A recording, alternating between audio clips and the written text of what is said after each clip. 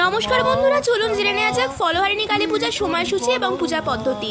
এবছর 2026 সালে 16ই মে পালিত হবে ফলহারিণী অমাবস্যা। তিথি শুরু 16ই মে ভোর 5টা 13 মিনিট থেকে, তিথি শেষ 16ই মে রাত্রি 1টা 31 মিনিটে।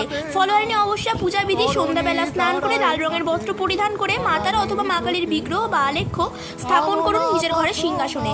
যদি মায়ের চরণ থেকে থাকে চরণটিকেও দুধ এবং গঙ্গা জল দিয়ে অভিষেক করান, বিগ্রহ থাকলে বিগ্রহটিকেও অভিষেক করাতে পারেন, না হলে আলেখ্যতেই দুধ গঙ্গা জল ছিটিয়ে দিন। এরপরে মাকে লাল চন্দন এবং সিঁদুরের ফোঁটা পরিয়ে দিন। তারপর মাকে লাল রঙের চেলি নিবেদন করুন এবং রক্তজবার মালা পরিয়ে দিন। এরপর মায়ের চরণে জবা ফুল, নীলকণ্ঠ ফুল এবং বিল্লপত্র অর্পণ করুন। তারপর মাকে মায়ের প্রিয় গুড়ের মিষ্টি ভোগে অর্পণ করুন এবং 5টি গোটা ফল ভোগে অর্পণ করুন। এরপর নিজের সবথেকে প্রিয় ফলটি লাল কাপড়ে মুড়ে তার মধ্যে সিঁদুরের ফোঁটা দিয়ে নিজের মনস্কামনা জানিয়ে সেটি মায়ের চরণে অর্পণ করুন।